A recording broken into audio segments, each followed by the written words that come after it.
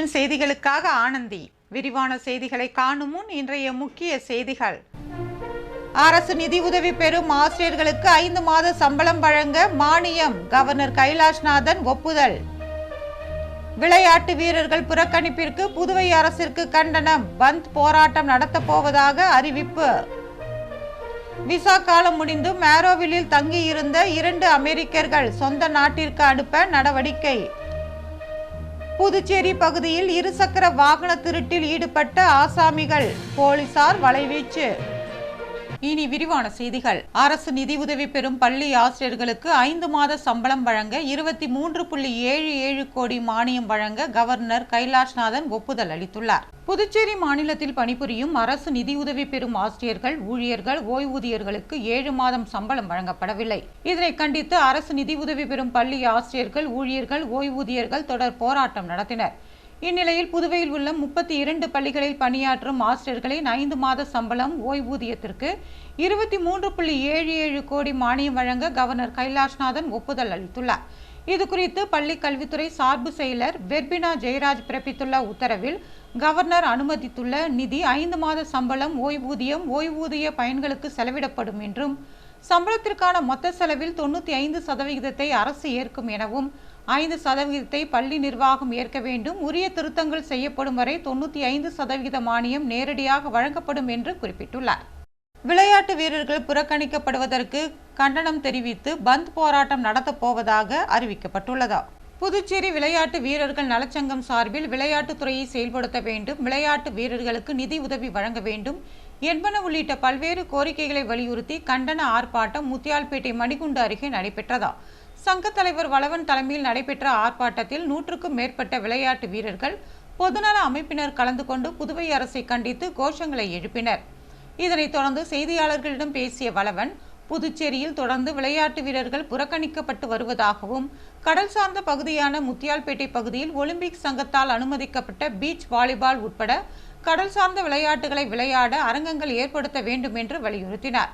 மேலும் கட்டி முடிக்கப்பட்டுள்ள சர்வதேச நீச்சல் குளம், விளையாட்டு அரங்கங்களை உடனடியாக திறக்காவிட்டால் விளையாட்டு வீரர்களை ஒன்று திரட்டி பந்த் போராட்டத்தில் ஈடுபட போவதாக அரசுக்கு எச்சரிக்கை விடுத்தார்.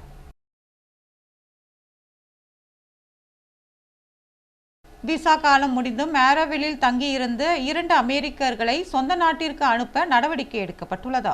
விழுப்புரம் மாவட்டம் வானூர் தாலுகா ஆரோவில் அருகே உள்ள குதிரை பண்ணை அருகில் இடையஞ்சாவடி கிராமத்தை சேர்ந்த ஜெயவேல் என்பவருக்கு சொந்தமான இடத்தில் வாடகை வீடு எடுத்து அமெரிக்க நாட்டை சேர்ந்த டக்ளஸ் பால் மெக்லனி மற்றும் டோனி லுடிக்கி ஆகிய இருவரும் கடந்த சில மாதங்களாக தங்கியிருந்து வருகின்றனர். இவர்கள் இருவரும் ஏற்கனவே புதுச்சேரி குருசுக்குப்பம் பகுதியில் 2017ஆம் ஆண்டிலிருந்து குடியிருந்து அங்கிருந்து மாற்றலாகி இடையஞ்சாவடி பகுதியில் 1 வருடமாக தங்கி வந்துள்ளனர். அப்போது வீட்டின் உரிமையாளரிடம் ஏற்கனவே இராணுவத்தில் பணிபுரிந்து ஓய்வு பெற்றதாகவும், இங்கு வந்து வங்கி பணியில் ஆன்லைன் மூலம் வேலை செய்து வருவதாகவும் கூறி மாத வாடகை ரூபாய் 60,000 கொடுத்து தங்கியிருந்தனர். இவர்கள் இருவரும் விசா முடிந்த பிறகும் நீட்டிப்பு செய்யாமலேயே இங்கு தங்கி வந்தது புதுச்சேரி போலீசாருக்கு தெரிய வந்ததா. இதனையடுத்து புதுச்சேரி போலீசார் இவர்களை தேடிச் சென்று ஆரோவில் காவல் நிலையத்தில் தகவல் கொடுத்தனர்.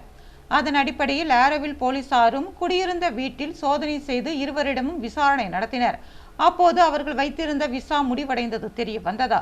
இதனையடுத்து இருவரையும் அந்நாட்டிற்கு திருப்பி அனுப்ப நடவடிக்கை மேற்கொள்ளப்பட்டு வருகிறதா. அதன்படி இருவரையும் அமெரிக்காவிற்கு அனுப்புவதற்காக சென்னை விமான நிலையத்திற்கு அழைத்துச் செல்ல டிஎஸ்பி ராமச்சந்திரன் தலைமையிலான போலீசார் நடவடிக்கை எடுத்து வருகின்றனர். புதுச்சேரி நகர பகுதியில் இருசக்கர வாகன திருட்டில் ஈடுபட்ட டிப்டாப் ஆசாமிகளை போலீசார் தேடி வருகின்றனர். புதுச்சேரி நெல்லித்தோப்பு அருள்படையாட்சி வீதியில் தனியார் நிறுவன ஊழியர் வீட்டின் முன்பு விலை உயர்ந்த இருசக்கர வாகனம் நிறுத்தி வைக்கப்பட்டிருந்தது. அப்போது அந்த வழியாக சென்ற 2 இளைஞர்கள் இருசக்கர வாகனத்தை நோட்டமிட்டபடி சென்றனர். சிறிது நேரத்தில் திரும்பி வந்து அவர்கள் இருசக்கர வாகனத்தை கள்ளசாவி கொண்டு திறந்து வாகனத்தை திருடிச் சென்றனர். இது குறித்து வாகனத்தின் உரிமையாளர் அளித்த புகாரின் அடிப்படையில் போலீசார் அப்பகுதியில் உள்ள கண்காணிப்பு கேமரா காட்சிகளை ஆய்வு செய்து இருசக்கர வாகனத்தை திருடிச் சென்ற இளைஞர்களை தேடி வருகின்றனர். குடியிருப்பில் வெள்ளம் புகுவதை தடுக்க மழைநீர் உறிஞ்சும் இயந்திரத்தை சட்டமன்ற உறுப்பினர் நேரு இயக்கி வைத்தார். புதுவை உருளையன்பேட்டை தொகுதி குபேர் நகர், வாஞ்சிநாதன் வீதி, சுப்பிரமணிய சிவா வீதி, காமராஜர் வீதி, அந்தோனியார் கோவில் வீதி, அரசு குடியிருப்பு பகுதி, இளங்கோ நகர் மற்றும் அதனை சுற்றியுள்ள பகுதிகளில் மழை அதிக அளவில் பெய்யும் போது உப்பனாறு வாய்க்காலில் மழைநீர் கரைபுரண்டு ஓடி மக்கள் வசிக்கும் பகுதிகளில் மழைநீர் அதிக அளவில் சூழ்ந்து கொள்கிறதா. இதனால் அந்த பகுதி மக்கள் மிகவும் பாதிப்படைந்து தங்களது உடைமைகளை இழந்து தவிக்கின்ற நிலை ஏற்பட்டுள்ளது.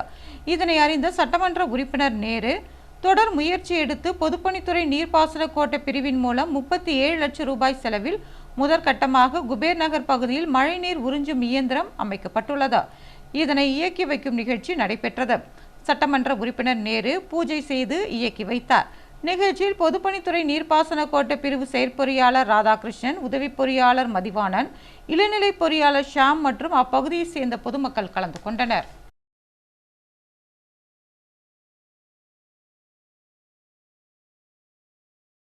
போலீசார் நடத்திய மக்கள் குறை கேட்பு கூட்டத்தில் 41 புகார்களுக்கு உடனடி தீர்வு காணப்பட்டது. புதுச்சேரியில் உள்ள பல்வேறு காவல் நிலையங்களில் மக்கள் குறை தீர்ப்பு கூட்டம் நேற்று நடைபெற்றது. காரைக்காலில் டிஐஜி சத்யசுந்தரம், முதுநிலை காவல் கண்காணிப்பாளர் லட்சுமி சௌஜன்யா, காவல் கண்காணிப்பாளர்கள் சுபம் சுந்தர்கோஷ், முருகையன் ஆகியோரும் முதுநிலை காவல் கண்காணிப்பாளர் அலுவலகத்தில் தங்களது சரக ஆய்வாளர்கள் மற்றும் உதவி ஆய்வாளர்களுடன் கலந்து கொண்டு பொதுமக்கள் குறைகளை கேட்டு நடவடிக்கை எடுத்தனர். வில்லியனூர் காவல் நிலையத்தில் முதுநிலை காவல் கண்காணிப்பாளர் கலைவாணன், மேற்கு காவல் கண்காணிப்பாளர் சுப்பிரமணியன் ஆகியோர் ஆய்வாளர்கள் மற்றும் உதவி ஆய்வாளர்களுடன் பொதுமக்களின் புகார்களை பெற்று நடவடிக்கை எடுத்தனர். மக்கள் குறை தீர்ப்பு கூட்டங்களில் காவல்துறையின் மூத்த அதிகாரிகள் நேரில் கலந்து கொண்டு 79 புகார்களை பொதுமக்களிடம் கேட்டறிந்தனர். அதில் 41 புகார்களுக்கு உடனடியாக நடவடிக்கை எடுக்கப்பட்டது. நேற்று நடைபெற்ற குறை தீர்ப்பு கூட்டத்தில் 60 பெண்கள் உட்பட மொத்தம் 299 பொதுமக்கள் கலந்து கொண்டனர். பெரும்பாலான புகார்களுக்கு அதே இடத்திலேயே தீர்வு காணப்பட்டு பொதுமக்களுக்கு உடனடி நிவாரணம் உறுதி செய்யப்பட்டது. நிலுவையில் உள்ள புகார்களுக்கு விரைவான நடவடிக்கை எடுப்பதற்காக காவல் நிலைய அதிகாரிகளுக்கு மூத்த அதிகாரிகள் தெளிவான வழிகாட்டுதல்களை வழங்கினர். புதுவை காலாப்பட்டு பகுதியில் வரும் 16ஆம் தேதி மின்தடை ஏற்படும் என்று மின்துறை அறிவித்துள்ளது. புதுவை மின்துறை அலுவலகம் வெளியிட்டுள்ள செய்திக்குறிப்பில், புதுவை வில்லியனூர் காலாப்பட்டு மின்பாதையில் பராமரிப்பு பணிகள் வருகின்ற 16ஆம் தேதி நடைபெற உள்ளதா. இதனையொட்டி அன்று காலை 9:30 மணி முதல் மதியம் 2:30 மணி வரை கனகச்செட்டிக்குளம், சுனாமி குடியிருப்பு, மத்திய சிறைச்சாலை, அம்மன் நகர், பெரிய காலாப்பட்டு மற்றும் அதனை சுற்றியுள்ள பகுதிகளில் மின்சார விநியோகம் தடை செய்யப்படுகிறதா. இதேபோல ஆலங்குப்பம் மின்பாதைக்கு உட்பட்ட புதுவை மத்திய பல்கலைக்கழக ஊழியர்கள் குடியிருப்பு, தொழில்நுட்ப பல்கலைக்கழகம், ஆலங்குப்பம் சஞ்சீவி நகர், கருவடிக்குப்பம் கழிவுநீர் சுத்திகரிப்பு நிலையம் மற்றும் பிள்ளைச்சாவடி மின்பாதைக்கு உட்பட்ட சின்ன காலாப்பட்டு புதுநகர், மேட்டுத்தெரு, பிள்ளைச்சாவடி, அன்னை நகர் உயர்மின் அழுத்த தொழிற்சாலைகள் மற்றும் அதனை சுற்றியுள்ள பகுதிகளில் மின் விநியோகம் நிறுத்தப்பட உள்ளதாக தெரிவிக்கப்பட்டுள்ளது. இளைஞர் காங்கிரஸ் சார்பில் வாக்கு திருட்டிற்கு எதிராக பேரணி நடத்தப்பட்டது. புதுச்சேரி இளைஞர் காங்கிரஸ் சார்பில் வாக்கு திருட்டிற்கு எதிரான பேரணி நடைபெற்றது. அகில இந்திய இளைஞர் காங்கிரஸ் தலைவர் உதய்பானு சிப் தலைமையில் காங்கிரஸ் கமிட்டி தலைவரும் பாராளுமன்ற உறுப்பினருமான வைத்திலிங்கம், முன்னாள் முதலமைச்சர் நாராயணசாமி, சட்டமன்ற உறுப்பினர் வைத்தியநாதன் உட்பட 100க்கும் மேற்பட்டோர் மெழுகுவர்த்தி ஏந்தி பேரணியில் ஈடுபட்டனர். ராஜீவ்காந்தி சிலை அருகே தொடங்கிய பேரணி காமராஜர் சிலை, நேரு வீதி வழியாக வந்ததா. பேரணியை நேரு வீதி, பாரதி வீதி சந்திப்பில் போலீசார் பேரிகார்டுகளை அமைத்து தடுத்து நிறுத்தினர். அங்கு மத்திய பாஜக அரசு மற்றும் வாக்கு திருட்டை கண்டித்து இளைஞர் காங்கிரசார் கோஷங்களை எழுப்பினர். தொடர்ந்து காங்கிரஸ் நிர்வாகிகள் உள்ளிட்ட அனைவரும் கலைந்து சென்றனர்.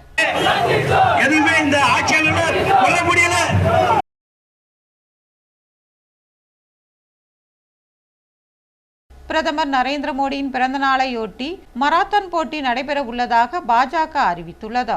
பாஜக அலுவலகத்தில் செய்தியாளர்களை சந்தித்த மாநில தலைவர் VP ராமலிங்கம், பிரதமர் நரேந்திர மோடியின் பிறந்த நாளை முன்னிட்டும் அவரது 25 ஆண்டுகால அரசியல் சாதனைகளை விளக்கும் வகையில் புதுச்சேரி மாநில பாஜக இளைஞரணி சார்பில் பல்வேறு விழாக்களுக்கு ஏற்பாடு செய்யப்பட்டுள்ளதாகவும், அதன் ஒரு பகுதியாக 3000 பேர் பங்கேற்கக்கூடிய பிரம்மாண்டமான மராத்தான் போட்டி வருகின்ற 21ஆம் தேதி காலை காந்தி திடலில் நடைபெற உள்ளதாகவும் தெரிவித்தார். இதில் இளைஞர்கள் பங்கேற்க வேண்டும் என்று கேட்டுக்கொண்டார். இந்த மராத்தான் போட்டியில் மாணவர்கள் மற்றும் இளைஞர்கள் பங்கேற்கும் வகையில் கட்டணமில்லா தொலைபேசி எண்ணில் துண்டிப்பு அழைப்பு கொடுத்தும் மற்றும் கல்லூரி மாணவர்கள் பங்கேற்கும் வகையில் QR கோடு ஸ்கேன் செய்து பதிவு செய்து கொள்ளலாம் என்றும் குறிப்பிட்டுள்ளார். மேலும் மராத்தான் போட்டியில் பங்கேற்கும் அனைவருக்கும் இலவச T-ஷர்ட் மற்றும் டிஜிட்டல் சான்றிதழ் வழங்கப்படும் என்று தெரிவித்த அவர், 3 கிலோமீட்டர் தூரத்திற்கு நடைபெறும் இந்த மராத்தான் போட்டியில் 18 வயது முதல் 30 வயது உள்ளவர்கள் தங்களது பெயர்களை பதிவு செய்து பங்கேற்கலாம் என்று தெரிவித்தார். இந்த போட்டியில் வெற்றி பெறுபவர்களுக்கு ஊக்கத்தொகையும் பரிசு தொகையும் வழங்கி கௌரவிக்கப்பட உள்ளதாகவும் அவர் கூறினார். பேட்டியின் போது உள்துறை அமைச்சர் நமச்சிவாயம் மற்றும் மாநில இளைஞர் அணி தலைவர் வருண், மாநில துணைத் தலைவர் சரவணன், ஊடகத்துறை தலைவர் நாகேஸ்வரன் மற்றும் பலர் உடனிருந்தனர். இடையஞ்சாவடி ஸ்ரீனிவாச பெருமாள் கோவில் கும்பாபிஷேக விழாவில் திரளான பக்தர்கள் கலந்து கொண்டு சுவாமி தரிசனம் செய்தனர். விழுப்புரம் மாவட்டம் ஆரவில் அருகே இடையஞ்சாவடி பகுதியில் உள்ள நூற்றாண்டு பழமை வாய்ந்த அருள்மிகு ஸ்ரீதேவி பூதேவி சமேத ஸ்ரீ ஸ்ரீனிவாச பெருமாள் ஆலயத்தில் அஷ்டபந்தன மகா கும்பாபிஷேகம் நடைபெற்றதா. முன்னதாக கடந்த 12ஆம் தேதி காலை அனுக்சை தும்பிக்கை, ஆழ்வார் பிரார்த்தனை, சுதர்சன ஹோமம், மகாலட்சுமி ஹோமம், கோபூஜை உள்ளிட்டவை நடத்தப்பட்டதா. இதனைத் தொடர்ந்து முதல் கால பூஜை தொடங்கியதா. பின்னர் 2ஆம் கால பூஜையில் புண்ணியாச வாகனம், யாகசாலை, மகாசாந்தி ஹோமம், மூலவர் உற்சவ திருமஞ்சனம் உள்ளிட்டவை நடைபெற்றதா. 4ஆம் கால யாகசாலை பூஜையை தொடர்ந்து மகா பூர்ணகுதி நடைபெற்றதா. இதனைத் தொடர்ந்து கலச புறப்பாடு நடத்தப்பட்டு வேத குருமார்கள் வேத மந்திரங்கள் முழங்க கும்பாபிஷேக விழா நடைபெற்றதா. இதில் 100க்கும் மேற்பட்ட பக்தர்கள் கலந்து கொண்டு கோவிந்தா கோவிந்தா கோஷமிட்டு கும்பாபிஷேகத்தை கண்டு தரிசித்தனர்.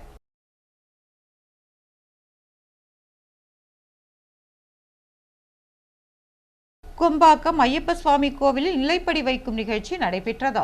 புதுவை ஸ்ரீ ஹரிஹர புத்திர சேவா சங்கம் சார்பில் அருமார்த்தபுரத்தில் இருந்து கொம்பாக்கம் செல்லும் வழியில் TRTA அவென்யூ புதுமை நகரில் அருள்மிகு ஸ்ரீ ஐயப்ப சுவாமி திருக்கோவில் அமைந்துள்ளதா. இந்த திருக்கோவிலில் திருக்கல்லினால் ஆன நிலைப்படி அமைக்கும் நிகழ்ச்சி நடைபெற்றதா. இன்று காலை விக்னேஸ்வர பூஜை, நவகிரக பூஜை, வாஸ்து சாந்தி, கருங்கல் நிலைப்படி சுத்தி அமைக்கப்பட்டு தீபாராதனை காட்டப்பட்டதா. இதனைத் தொடர்ந்து கருங்கல்லாலான வாசற்கால் நிறுத்தும் நிகழ்ச்சி நடைபெற்றதா.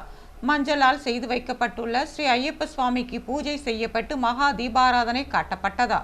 இதில் சங்க நிர்வாகிகள் ஏராளமானோர் கலந்து கொண்டனர்.